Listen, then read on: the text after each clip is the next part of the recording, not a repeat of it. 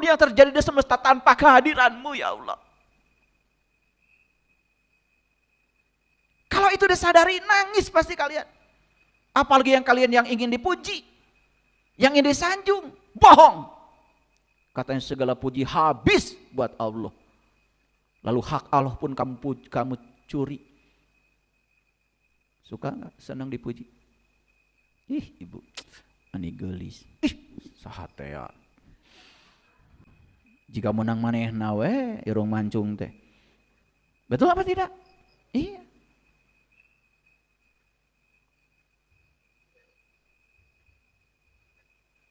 Karena semua yang kita lakukan tanpa kesadaran, akibatnya apa? Akibatnya kita tidak merasakan getaran itu. Kalian baca Allahu Akbar kabiro, walhamdulillahi katsiro, wa subhanallahi bukratan wa asila. Gak nangis. Pada Allah yang maha besar dengan segala kebesarannya. Segala puji hanya milik-Mu ya Allah.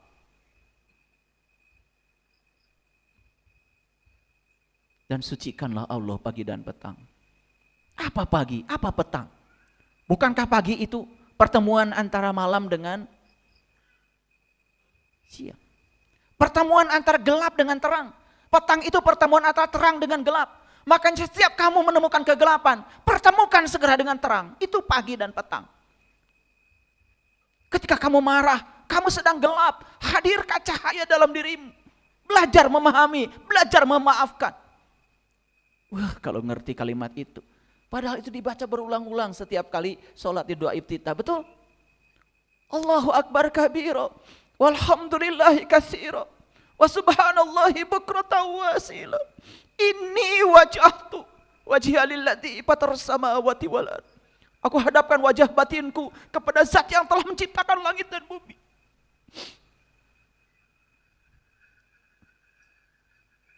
Gak ada air mata di situ. Kering kerontang. Kita mengucapkan itu kosong. Gak ada maknanya, gak ada isinya, gak ada getarannya. Berulang kali kita mengucapkan kalimat itu. Hanya berharap nanti katanya di akhirat dapat pahala. Padahal sholat itu bukan urusan pahala. Sholat itu urusan akhlak. Saya baca dalam Al-Quran. Sholat itu adalah sarana, alat supaya kamu terbebas dari perbuatan keji dan munkar. Gak ada kaitan dengan urusan pahala. Malah tujuan sholat jadi pahala. Udah ngerti, pahala juga tidak tahu. Apa itu pahala? Jadi wahyu apa Bapak Ibu? Getaran-getaran ilahi. Perhatikan saya semuanya. Kenapa Nabi Muhammad bisa menerima wahyu? Kenapa? Kenapa kita tidak bisa menerima wahyu? Kenapa? Kalau wahyu itu getaran-getaran ilahi, berarti getaran-getaran ilahi itu ada terus sepanjang zaman. Dan kenapa Nabi Muhammad bisa menangkap wahyu? Berarti tubuh beliau itu lebih canggih daripada HP ini. Bisa menangkap semua informasi, bisa menangkap semua data. Kenapa bisa begitu? Coba ingat tadi. Ibu bapak kirim WA sama saya. Tidak akan nyasar ke tempat lain. Karena ada kesamaan frekuensi. Ada kesamaan energi. Karena Nabi Muhammad itu memelihara dirinya. Supaya beliau selaras dengan pencipta alam semesta ini. Tidak pernah mengotori dirinya. Tidak ada kebencian. Tidak ada iri hati. Dijaga oleh dirinya kesucian jiwanya. Laki-laki sejati dalam dirinya. Dijaga itu. Maka beliau bisa resonansi dengan getaran-getaran ilahi. Maka bisa menangkap wahyu. Jadi tadi saya bilang, yang datang ke HP kita ini kan energi. Kan tidak pernah Bapak Ibu melihat ada gambar gitu berderet-deret. Lagi ngobrol, tiba-tiba ada orang kirim video. Tiba-tiba jengkol, nasi timbal gitu. Ada kelihatan? Kan tidak. Yang datang energi, di balik energi itu ada informasi. Informasi itu bisa kata-kata, bisa tulisan, bisa gambar, bisa apa saja.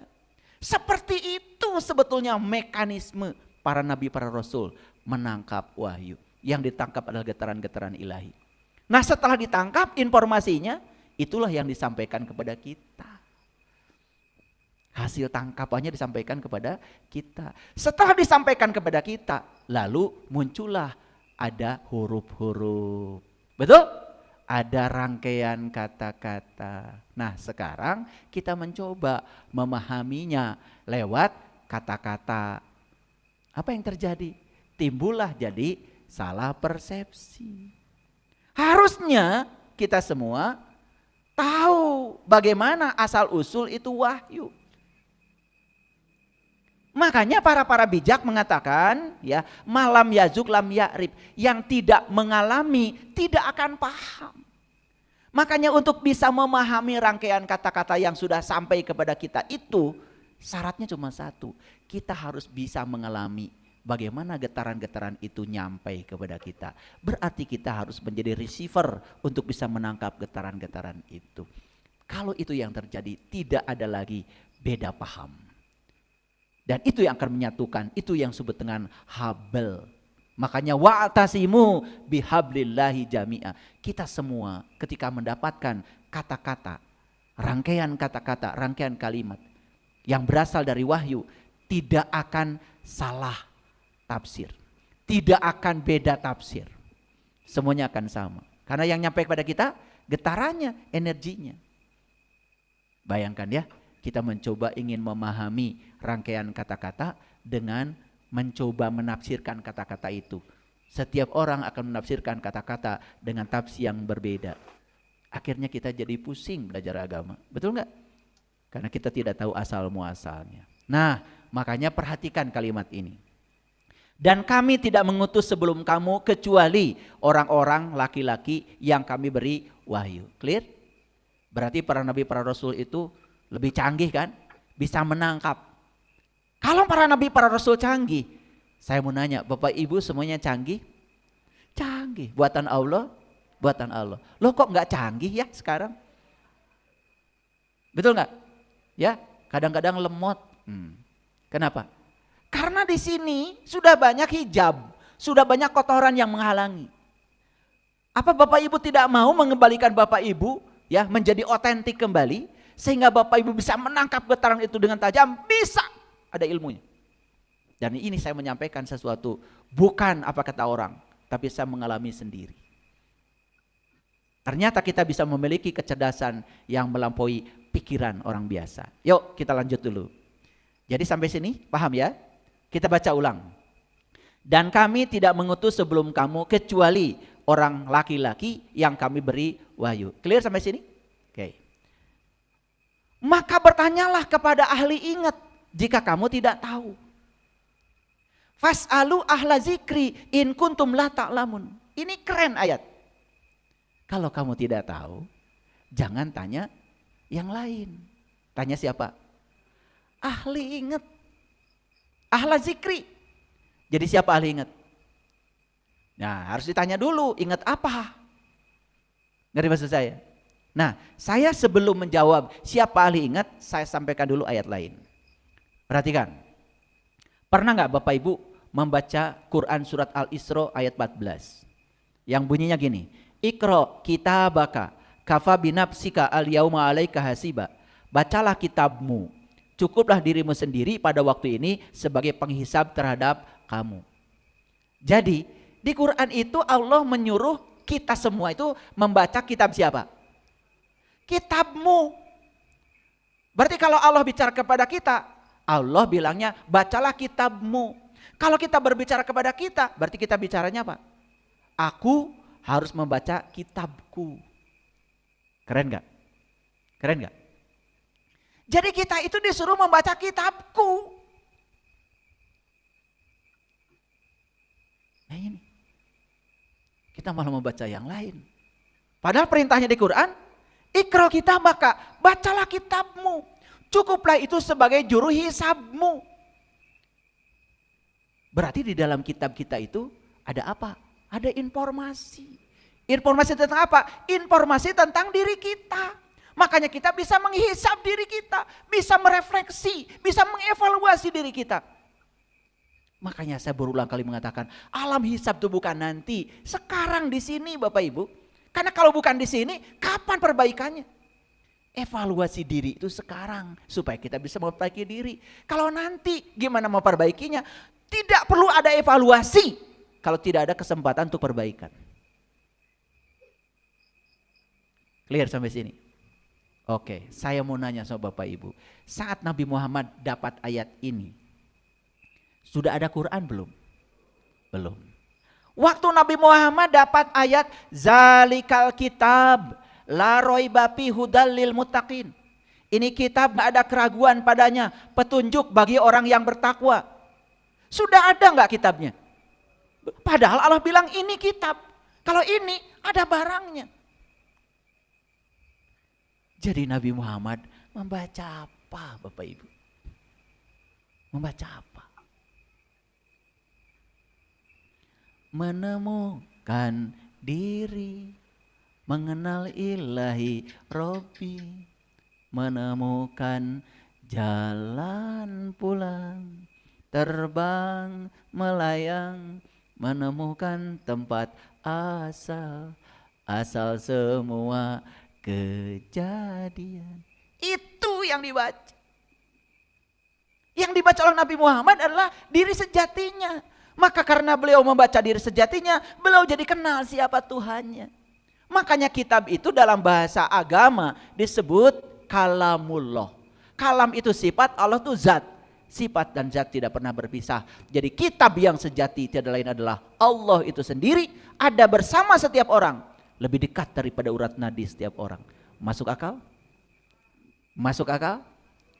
Pertanyaannya, sudahkah Bapak Ibu bisa membaca kitab sejati itu?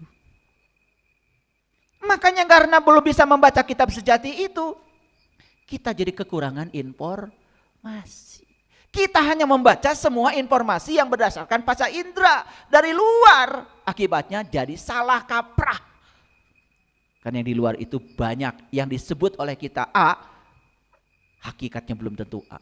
Bahkan secara fisika kuantum yang disebut dengan materi di alam semesta, apa yang kita sebut materi pun ternyata secara fisika tidak benar-benar materi.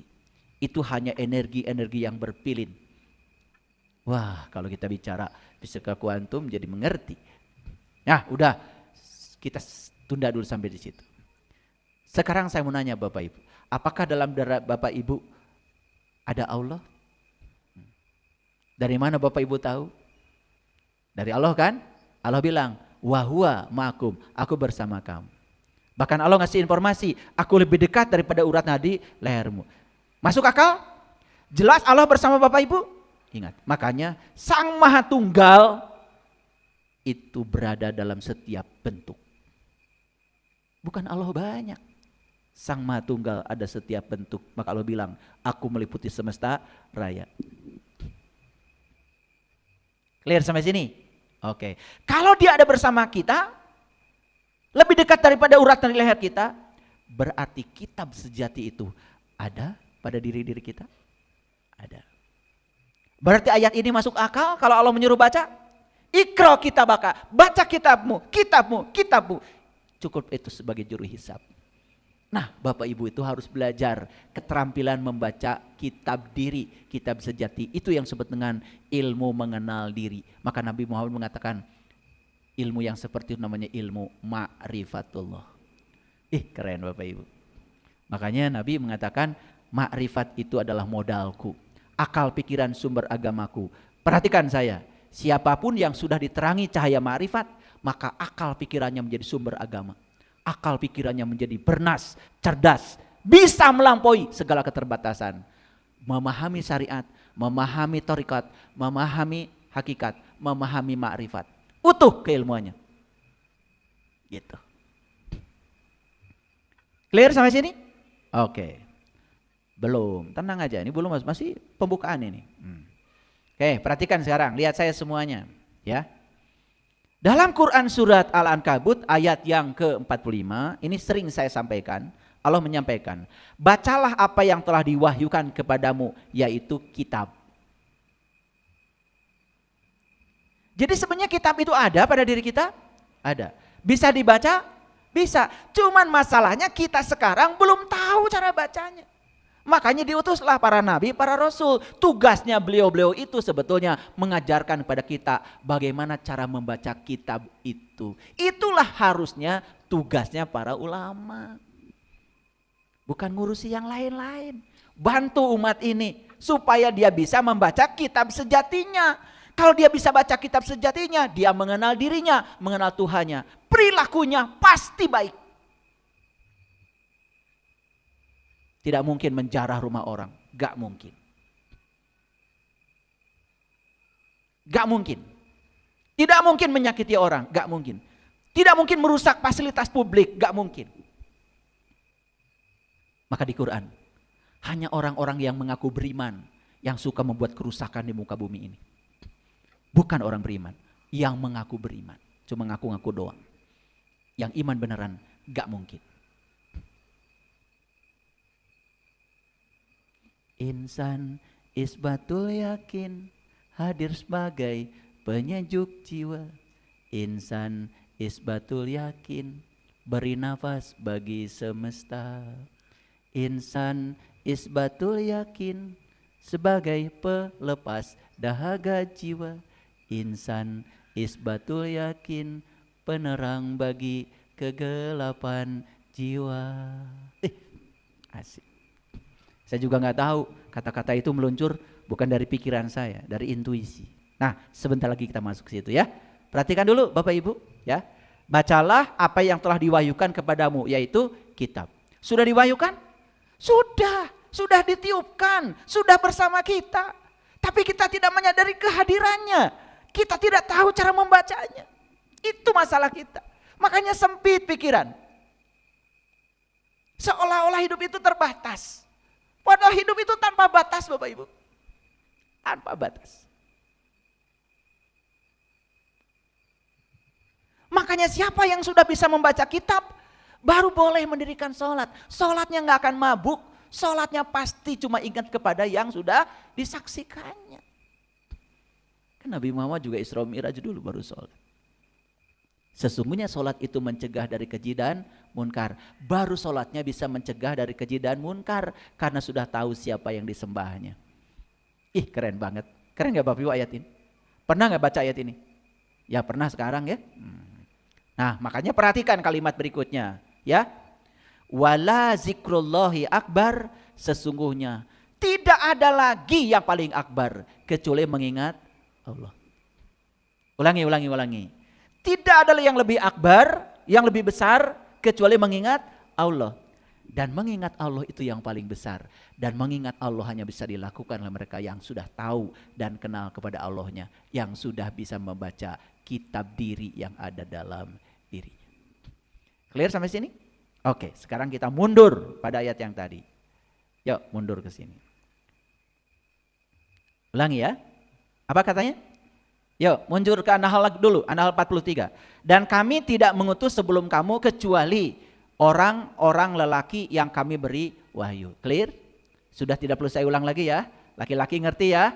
Wahyu ngerti ya? Wahyu urusan laki-laki, urusan perempuan? Ya, kalau begitu perempuan bisa memahami wahyu? Bisa, karena dalam diri perempuan juga ada laki-lakinya. Makanya sudah sepasang bukan? Adil enggak Allah Bapak Ibu? Adil. Boleh enggak Ibu Tuti jadi pemimpin? Boleh. Boleh enggak Pak Tato jadi pemimpin? Ya, bukan hanya Tato, Tuti juga boleh. Paham sampai sini? Ya. Lanjut ya. Nah, kecuali orang-orang laki-laki yang kami beri wahyu kepada mereka. Maka bertanyalah kepada ahli ingat jika kamu tidak mengetahui. Clear sekarang? Siapa ahli ingat di sini? Jelas. Orang yang sudah ingat kepada Allah, orang yang sudah tahu kitab sejatinya, orang yang sudah terbuka mata kolbunya, dan orang yang sudah bisa menyaksikan diri sejatinya, orang yang sudah mengenal kepada Tuhan. Di ayat lain Allah beri gelar orang ini namanya ulul albab. Para nabi, para rasul di zamannya menyebut orang-orang ini ahlul bait, ahli-ahli baitullah. Baitullah itu kolbu Bapak Ibu. Clear sampai sini? Nah ini ngaji hakikat ya. Ngaji hakikat. Supaya apa?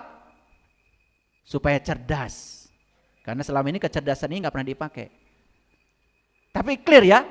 Jadi yang harus ditanya kalau Bapak Ibu tidak tahu siapa? Ahli ingat. Ulangi, yang harus ditanya kalau Bapak Ibu tidak tahu siapa? Tidak tahu apa? Itu masalahnya. Tidak tahu Allah. Makanya kalau kamu tidak tahu Allah, tanyalah pada ahli ingat. Karena ahli ingatlah yang sudah tahu dan kenal kepada Allah. Clear?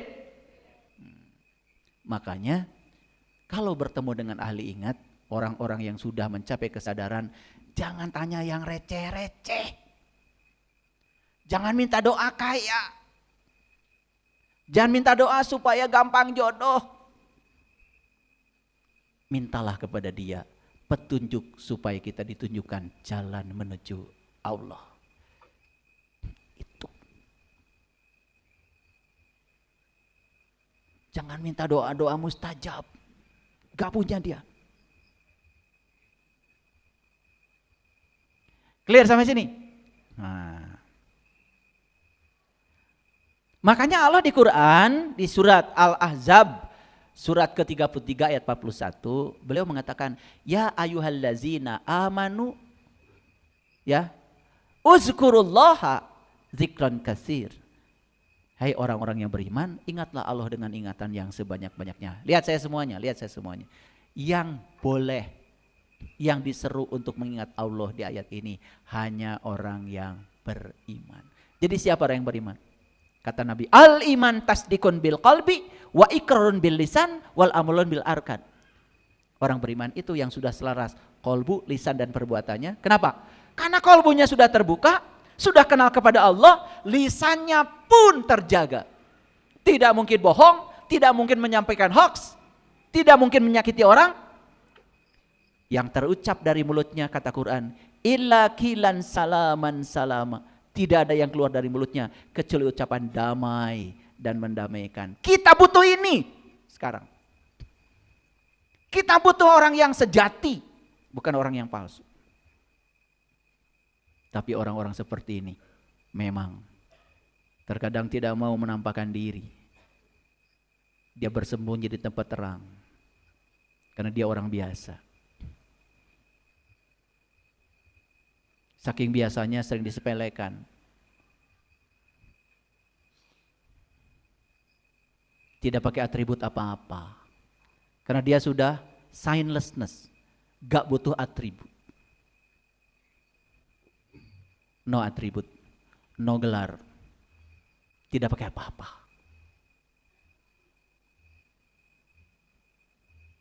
Lanjut? Oke. Sudah mulai mengerti? Atau tambah pusing? Oke, jadi sekarang sekali lagi saya tanya.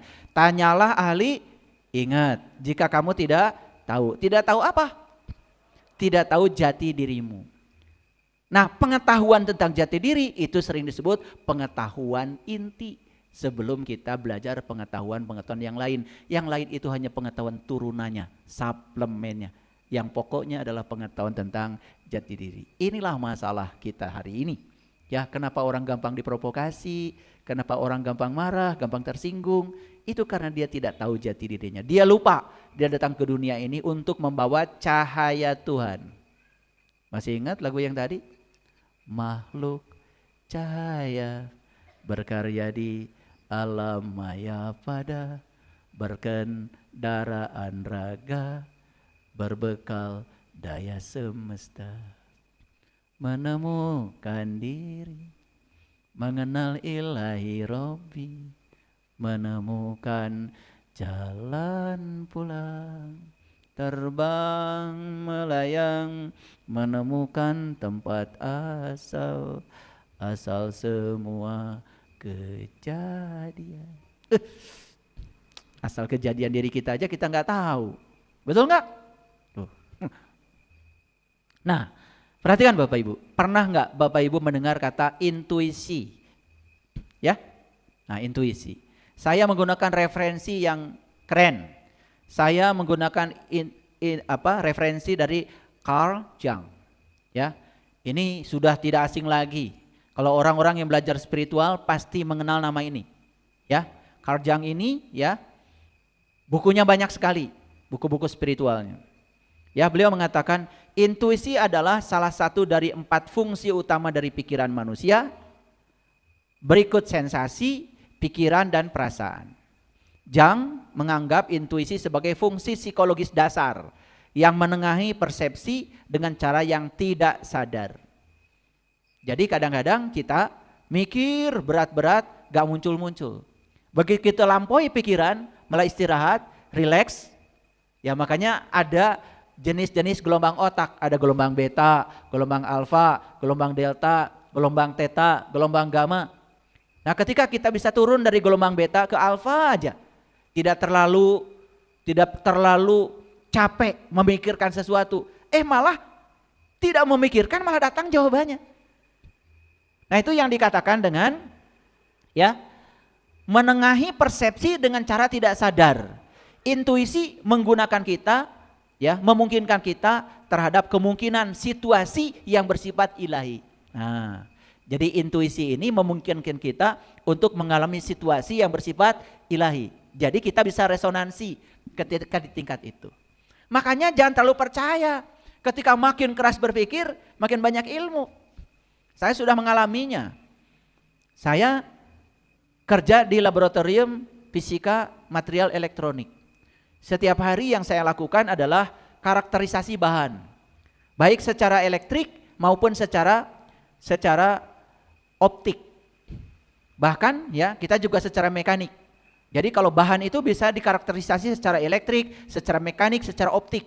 Alat-alatnya macam-macam. Itu pasti yang keluar dari alat-alat itu data.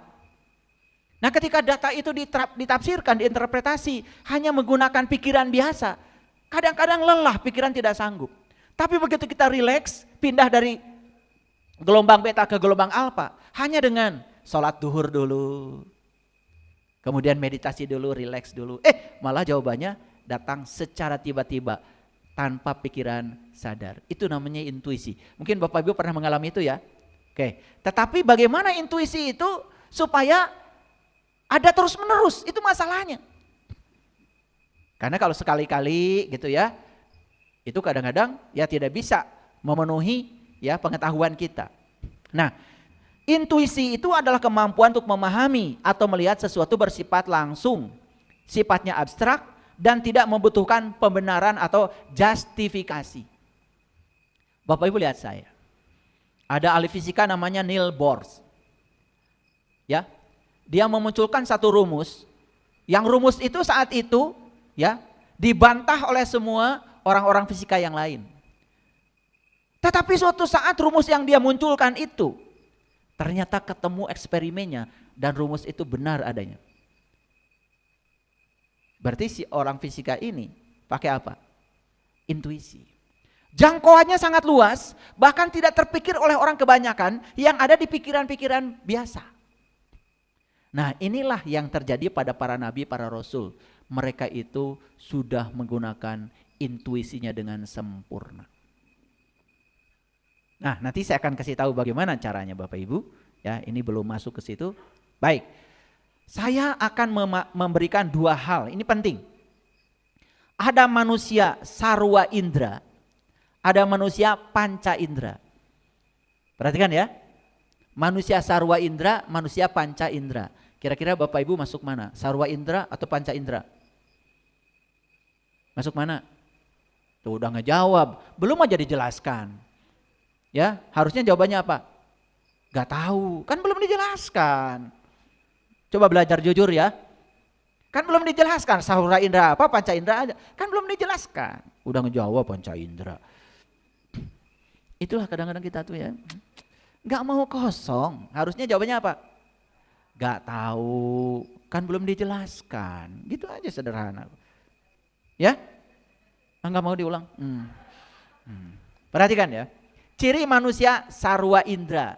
Nah, dalam memahami berbagai peristiwa, tidak hanya mengandalkan persepsi dan interpretasi sendiri. Karena berada dalam komunikasi sadar dengan intelijensia tingkat lanjut. Perhatikan saya. Ciri manusia sarwa indra itu dia punya ya cara berkomunikasi dengan ya intelijensia tingkat lanjut, cara berkomunikasinya pun di tingkat sadar. Paham ya? Coba perhatikan Bapak Ibu tadi ya, ketika memikirkan sesuatu nggak ada jawabannya. Dilewat aja. Relax, piknik dulu, jalan-jalan dulu, makan dulu. Lagi lihat pemandangan, tiba-tiba jawabannya datang. Nah itu intuisi datang dalam keadaan tidak sadar. Udah kejawab ya? Nah itu pasti kelompok manusia panca indera. Sudah ada intuisi, tapi intuisinya dalam keadaan tidak sadar. Nah kalau manusia sarwa indera, dia itu bisa menjalankan intuisinya di tingkat sadar. Kenapa? Dia bisa berkomunikasi ya dengan intelijensia tingkat lanjut. Nah, intelijensia tingkat lanjut berarti dia sudah bisa berkomunikasi dengan alam-alam tinggi. Bapak Ibu, coba anak-anak ya. Saya tuh pengen ngajarin anak-anak ya, biar kecerdasannya itu bisa melampaui pikiran yang terbatas. Dan ini sudah diajarkan sebetulnya di semua agama, terutama di agama Islam. Saya berani untuk mengatakan bahwa Al-Quran itu kalau benar mempelajarinya, bisa membuat seseorang melampaui pikiran-pikiran terbatasnya. Makanya ayat-ayat mutasyabihat dalam Al-Quran itu bisa dimengerti sama dia. Dan hebatnya, kalau orang sudah sampai di tingkat itu, tafsirnya tidak pernah beda. Sama. Karena dia mengakses intelijensia tingkat lanjut yang sama. Dia mengakses sumber yang sama. Tidak mungkin berbeda. Beda kalau dia menafsirkan dengan ego, dengan ambisi pribadinya. Pasti beda-beda. Makanya pusing kan kalau belajar agama kadang-kadang kok dari sini begini, dari sini begini, dari sini. Nah, karena itu semua di level ego, di level pribadi. Di pikiran yang terbatas. Bisa menjawab ya sekarang? Kira-kira Bapak Ibu udah masuk manusia sarwa indera? Oh, ya sekarang udah mulai ya bisa jawab. Nah, ciri manusia sarwa indera selanjutnya mempunyai akses sadar pada bantuan impersonal. Impersonal itu dari yang lain yang sudah mencapai kesadaran. Jadi tidak bersifat pribadi, yang pengasih dalam menganalisis kemungkinan pilihan serta konsekuensinya. Makanya mohon maaf Bapak Ibu, kalau orang yang sudah sampai di tingkat kesadarannya, ciri yang paling dasar dari orang ini adalah pengasih. Dia juga jadi sumber cinta. Dia tidak membeda-bedakan orang lain. Pada semua orang pun dia sayang. Bukankah itu yang terjadi pada para nabi, para rasul? Nabi Muhammad bisa mengasihi orang bahkan yang berbeda keyakinan dengan beliau. Beliau bisa menerima dan menghargai perbedaan. Itu Nabi Muhammad ya. Begitu kan? Iya. Bahkan beliau bisa mengasihi orang-orang yang menghinanya. Karena bagi beliau, hinaan itu gak ada masalah. Karena beliau menafsirkan hinaan sebagai guru. Hinaan itu sebagai guru untuk membuat beliau semakin kuat.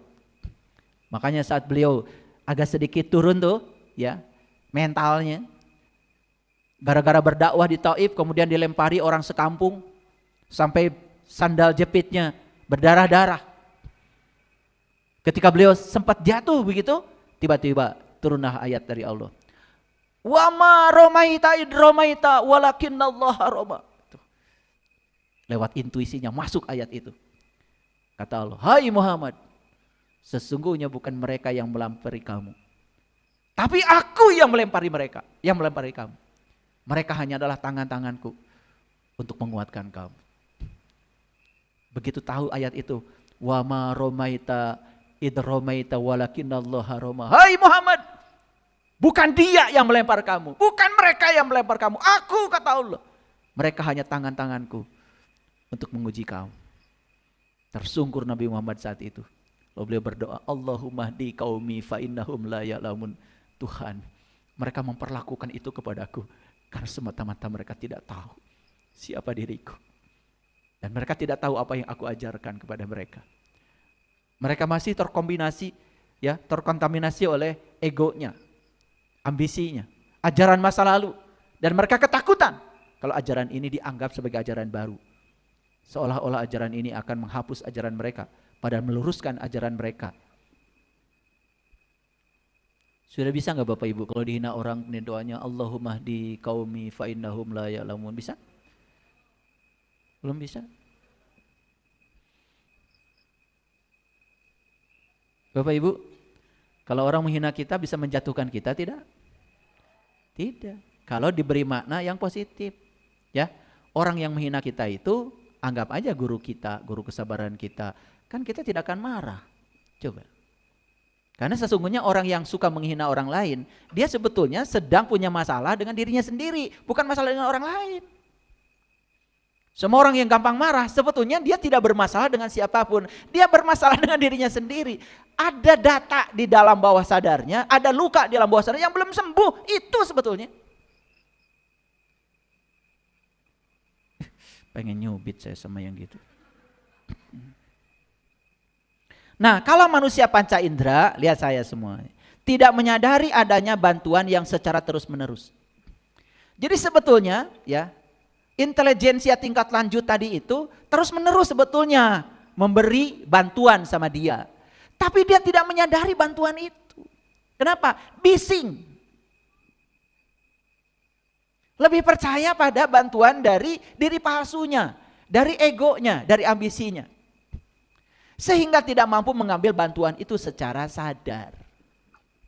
Kalaupun dia itu mengambil bantuannya dalam keadaan tidak sadar. Sehingga dia tidak bisa berhubungan langsung terus-menerus dengan intelijensia tingkat lanjut itu. Hanya sekali-kali aja. Ya Bapak Ibu? Kira-kira Bapak Ibu manusia panca indera atau manusia swa indera?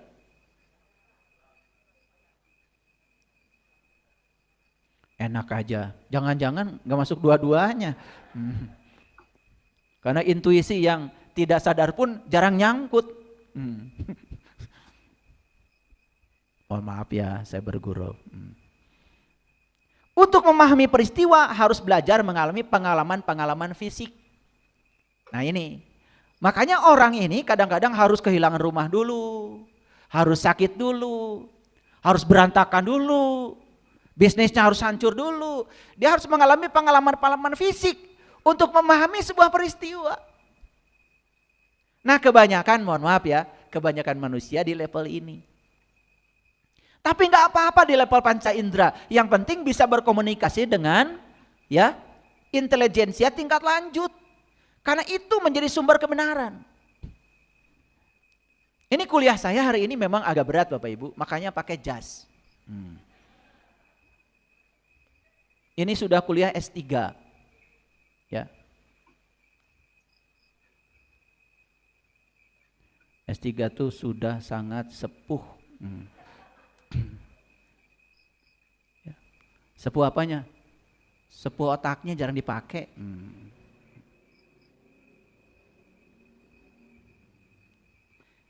Jadi dia untuk memahami peristiwa harus mengalami pengalaman-pengalaman fisik.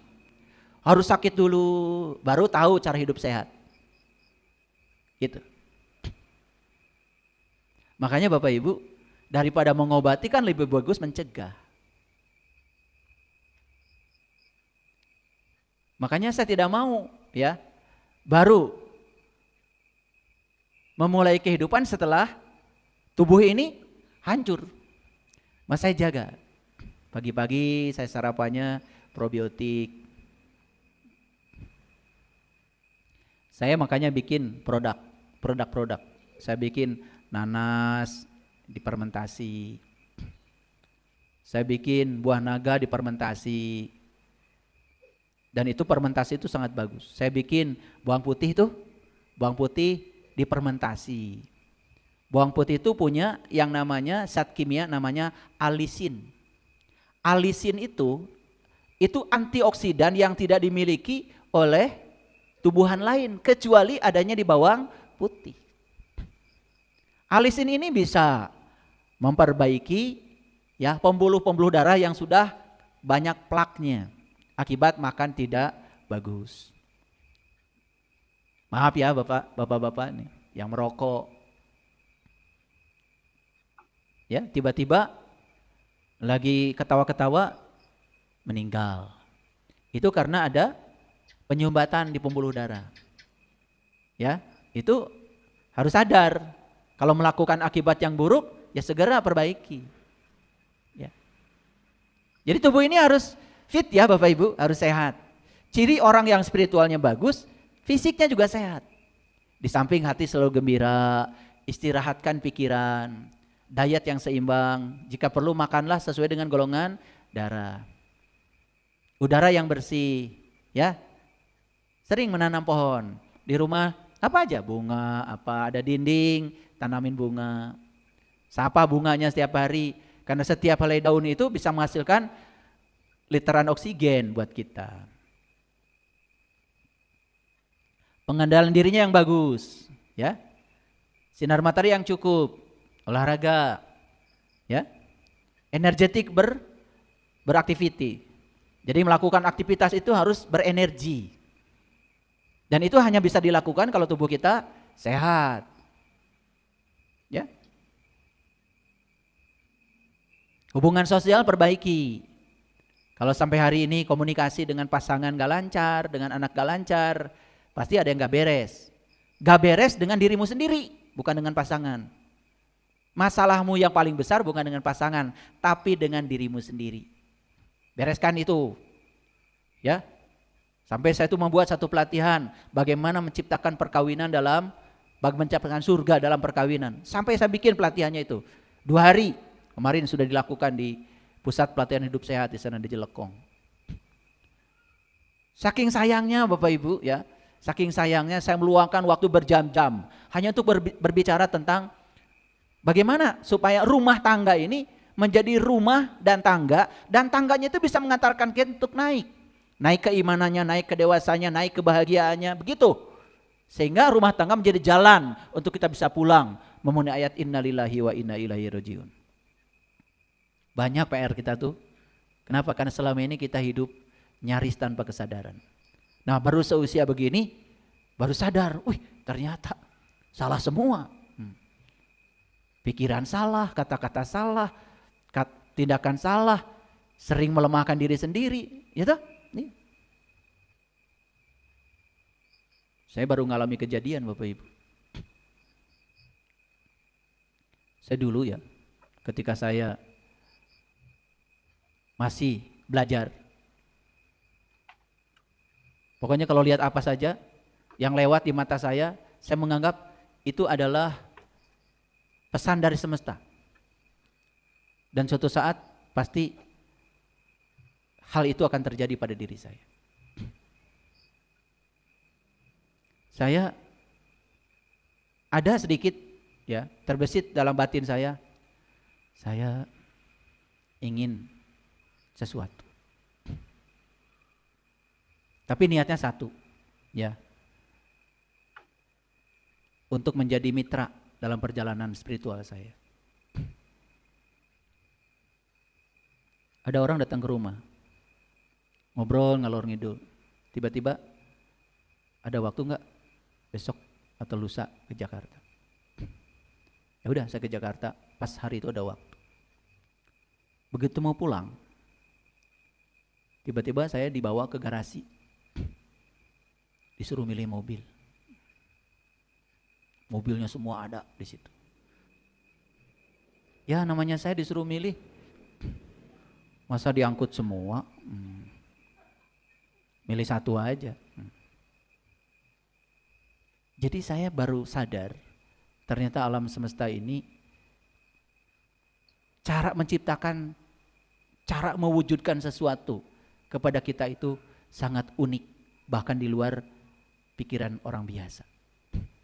Coba Bapak Ibu, kita selama ini kan selalu berpikir, saya akan punya mobil kalau saya punya uang. Maka kita terus mencari uang untuk mendapatkan mobil. Kalau saya udah lewat, saya akan punya mobil walaupun gak ada uang. Kan gak pakai uang, mobilnya dikasih. Jadi semesta itu cara mewujudkan keinginan kita itu luar biasa. Jadi kalau orang masih mengatakan hidup ini terbatas, itu sebenarnya ada masalah dengan diri kita sendiri. Padahal di dalam diri kita itu kan ada Dia, Sang Maha Segalanya. Betul gak?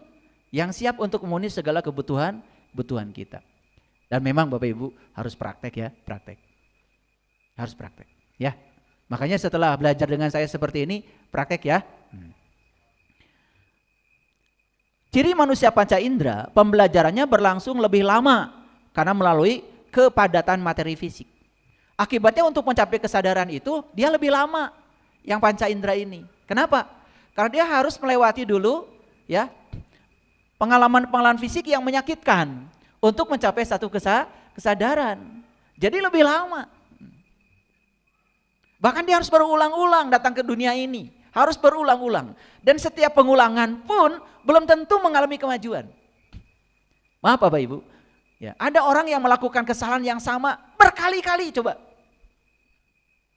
Sudah bisnis yang pertama hancur, yang kedua hancur, yang ketiga hancur. Tapi tidak dapat pesannya. Terus aja modal.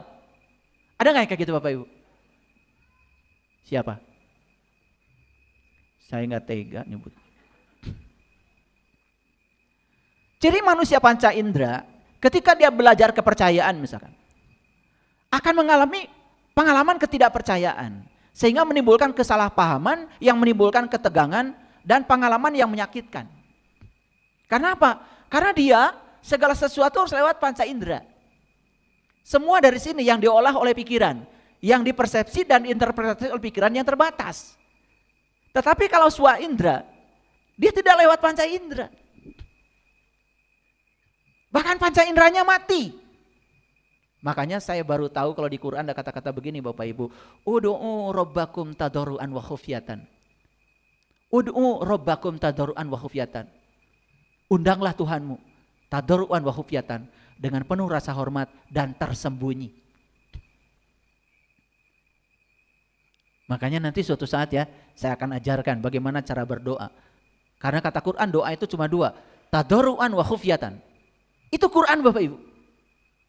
Dan saya melihat praktek-praktek doa yang selama ini dilakukan banyak orang. Kok tidak ngikutin ayat itu gitu loh. Saya juga gak ngerti pedoman hidupnya apa. Jadi kalau ditanya pedoman hidup apa Bapak Ibu? Quran. Tapi kalau ditanya kenapa berdoanya begitu? Teuing teu nyaho. Betul gak? Gitu. Karena kita gak pernah apa ya? Tidak pernah memunculkan rasa ingin tahu yang dalam. Itu aja. Ciri manusia panca indera selalu menafsirkan kata-kata dan tindakan orang lain dengan cara yang salah. Jadi lebih terjebak pada apa yang dikatakan orang, yang dilakukan orang. Dan dia beri tafsir, ya. Itu manusia panca indera, semua mengandalkan apa yang lewat panca indera. Makanya Nabi Muhammad kira-kira manusia panca indera, swa indera. Swa indera, tidak